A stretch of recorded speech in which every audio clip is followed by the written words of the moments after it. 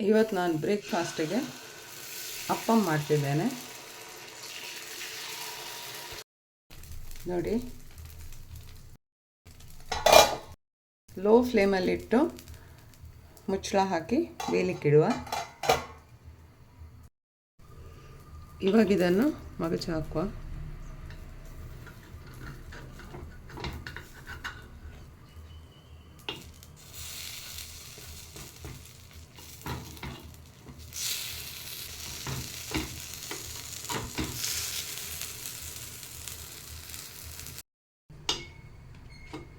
ನೋಡಿ, ಎಲ್ಲ ಒಮ್ಮೆ ಮಗುಚಿದ ಮೇಲೆ ಈ ರೀತಿ ಆಗುತ್ತೆ.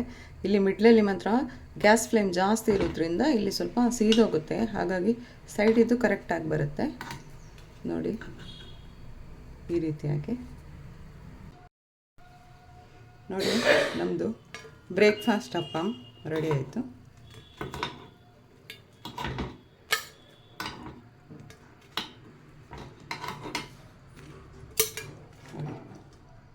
ಹೀಗೆ ಕಾಯಿ ತುರಿ,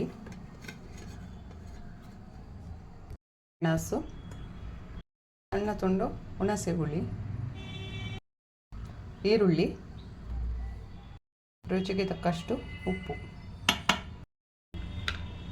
ಸ್ವಲ್ಪ ಕೊತ್ತಂಬರಿ ಕಾಳು, ಸಣ್ಣ ತುಂಡು ಶುಂಠಿ ಇಷ್ಟನ್ನು ಹಾಕಿ ಸ್ವಲ್ಪ ನೀರು ಹಾಕಿ ನಾವು ಚಟ್ನಿ ರೆಡಿ ಮಾಡಬೇಕು. ನೋಡಿ, ಸ್ವಲ್ಪ ನೀರು ಹಾಕಿ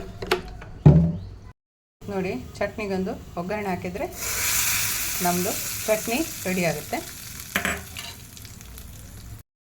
ಇವತ್ತು ನಾವು ಸೋಯಾಬೀನ್ ಪೆಪ್ಪರ್ ಮಾಡುವ. ಅದಕ್ಕೆ ನಾನು ಮೊದಲಿಗೆ ತೆಂಗಿನ ಎಣ್ಣೆ ಹಾಕ್ತಿದ್ದೇನೆ. ಇದಕ್ಕೀಗ ನಾನು ಈರುಳ್ಳಿ ಮತ್ತು ಟೊಮ್ಯಾಟೊ ಹಾಕ್ತೇನೆ. ಇದು ಸ್ವಲ್ಪ ಸಾಫ್ಟ್ ಆಗುವವರೆಗೂ ಫ್ರೈ ಮಾಡಿ ಎಣ್ಣೆಯಲ್ಲಿ. ಈಗ ಇದಕ್ಕೆ ಜಜ್ಜಿರುವ ಶುಂಠಿ ಮತ್ತು ಬೆಳ್ಳುಳ್ಳಿ, ಶುಂಠಿ ಬೆಳ್ಳುಳ್ಳಿ ಪೇಸ್ಟ್ ಬೇಕಿದ್ರೂ ಹಾಕ್ಬೋದು, ಆದರೆ ನಾವೇ ಮನೆಯಲ್ಲಿ ಈ ರೀತಿ ಜಜ್ಜಿ ಹಾಕಿದರೆ ಅದರದ್ದು ಫ್ಲೇವರ್ ತುಂಬ ಚೆನ್ನಾಗಿ ಬರುತ್ತೆ. ಹಾಗಾಗಿ ಈ ರೀತಿ ಮನೆಯಲ್ಲೇ ಶುಂಠಿ ಮತ್ತು ಬೆಳ್ಳುಳ್ಳಿಯನ್ನು ಜಜ್ಜಿಬಿಟ್ಟು ಇದಕ್ಕೆ ಹಾಕಿ, ಇದಕ್ಕೆ ಕಟ್ ಮಾಡಿರೋ ಸೋಯಾಬೀನ್ ಹಾಕ್ತಿದ್ದೇನೆ, ಸೋಯಾ ಚಂಕ್ಸ್. ಇದನ್ನು ಸ್ವಲ್ಪ ಹೊತ್ತು ಆಯಿಲಲ್ಲಿ ಫ್ರೈ ಮಾಡಿ,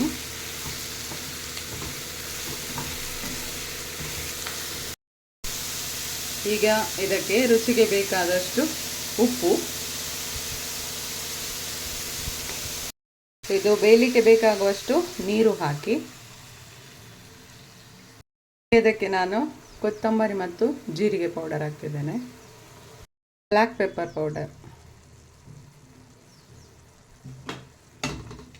ಇದನ್ನು ಚೆನ್ನಾಗಿ ಮಿಕ್ಸ್ ಮಾಡಿ, ಆಮೇಲೆ ಖಾರ ನಿಮಗೆ ಎಷ್ಟು ಬೇಕಷ್ಟು ನೋಡಿಕೊಂಡು ಪೆಪ್ಪರ್ ಪೌಡರ್ ಹಾಕಿ. ನಮ್ಮದು ಸೋಯಾ ಚಂಕ್ಸ್ ಪೆಪ್ಪರ್ ರೆಡಿ ಆಗ್ತಾ ಬಂತು. ಆಮೇಲೆ ನಿಮಗೆ ಬ್ಲ್ಯಾಕ್ ಕಲರ್ ಕಾಣಿಸ್ಬೇಕಂದ್ರೆ ನೀವು ಸೋಯಾ ಸಾಸ್ ಹಾಕಬೇಕು, ಇಲ್ಲಾಂದರೆ ಇದು ಇಷ್ಟೇ ಕಲರಲ್ಲಿ ಬರುತ್ತೆ. ಕೊನೆಯಲ್ಲಿ ಸ್ವಲ್ಪ ಕೊತ್ತಂಬರಿ ಸೊಪ್ಪು ಹಾಕಿದರೆ ನಮ್ಮದು ಸೋಯಾ ಚಂಕ್ಸ್ ಪೆಪ್ಪರ್ ರೆಡಿ ಆಯಿತು. ನೀವು ಒಂದು ಸಲ ಟ್ರೈ ಮಾಡಿ. ವಿಡಿಯೋ ಇಷ್ಟ ಆದರೆ ಲೈಕ್ ಮಾಡಿ, ಆಮೇಲೆ ಸಬ್ಸ್ಕ್ರೈಬ್ ಮಾಡದೆ ನೋಡ್ತಿರೋರಾದರೆ ದಯವಿಟ್ಟು ಸಬ್ಸ್ಕ್ರೈಬ್ ಮಾಡಿ.